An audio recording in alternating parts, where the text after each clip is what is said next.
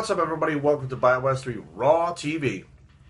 Today we're going to have a talk about easy numbers. Now you might be saying, Jerry, what the fuck are you talking about easy numbers? Now, the first thing people do when they're going to start a diet is they calculate the calories. They should be calculating the calories. Usually that's the first step, okay? Someone who's a little more advanced will know that they have to actually calculate their macros, which is, it's slightly, I feel like it's slightly easier to calculate your macros than it is your calories. And let's talk about like what stemmed this. So I had an individual I'm working with, and he hits me up and he says, "Hey man, I calculated my calories and this looks like it's about 400 calories too little, or 400 calories too much or too little or whatever it was for me to to get these goals.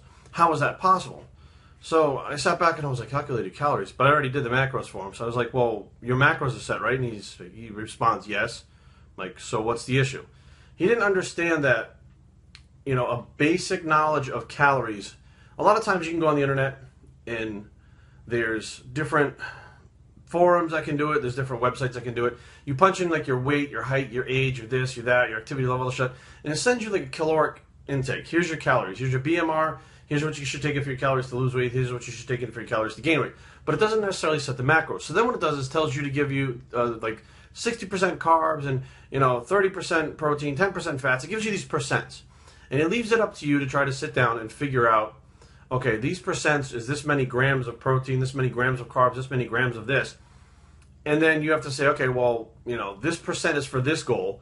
Well, these percents are for that goal. This percent is for this goal. And it can get very confusing. And a lot of times through trying to translate your percents of calories into your macros and grams per macronutrient, some things get fucked up. Now here's the easy way to do it.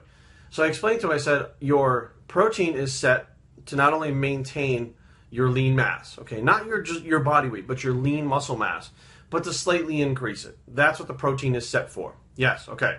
Your carbohydrates are set for your activity levels throughout the day. They're not too high, they're not too low, they're exactly where they should be. Now, if for some reason we need to change the carbohydrates, you change the carbohydrate. You don't just change the calorie.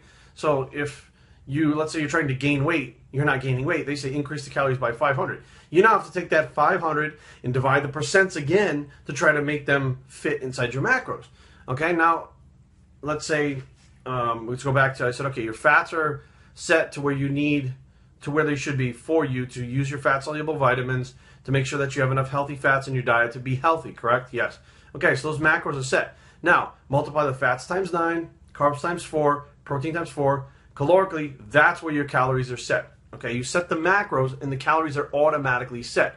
The macros are easier to adjust than it is to go calorically, to look at things calorically, then try to break it down percent-wise, get them into grams, then readjust the macros. You're going to wind up doing the same thing anyways.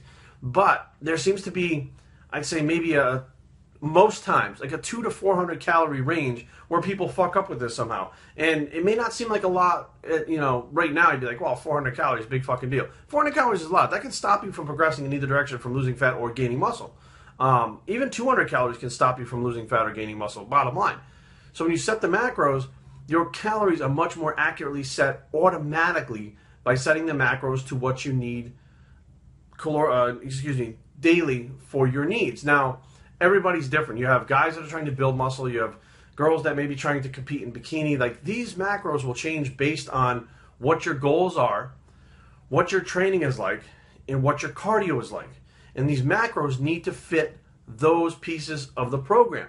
You can't just say, calorically, I'm going to do this, and I'm going to divide these percents. It doesn't make any sense. The whole percent of calories thing is a very, very old school way of doing it, and I used to do that all the time. I would sit down and have to divide, all right, 60% of my calories is how many? So, you take 3,000, subtract 60% of the 3,000, that's my carbohydrate consumption. Now, take the calories again, subtract 30%. It became this not guessing game, but a game of trying to make sure that, you get your percents right, then you get your macros right. And back then, counting macros wasn't a big thing. It was calorically, excuse me, I keep saying calorically. It was calories that was a big thing that you would set and then go by that, because a lot of guys back in the day, they didn't really count macros. They went by calories. So they would say, if I've looked at my plate, 60% of my plate would be carbohydrates, 30% would be protein, and 10% would be fat. Like, that's how they did it. They eyeballed it. A lot of times they didn't even weigh stuff out. And, I think it just complicates things when you're trying to do it that way. So understand what I'm saying is, your calories will automatically be set, but a lot of those things out there nowadays and from the past, when you just calculate your calories first, it may not jive when you set your macros. And you may be confused and be like, well, why isn't this jiving?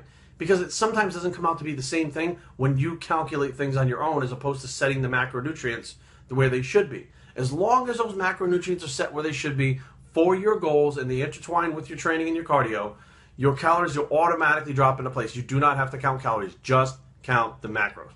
Biowestertraining@gmail.com. Leave comments down below, but don't fight.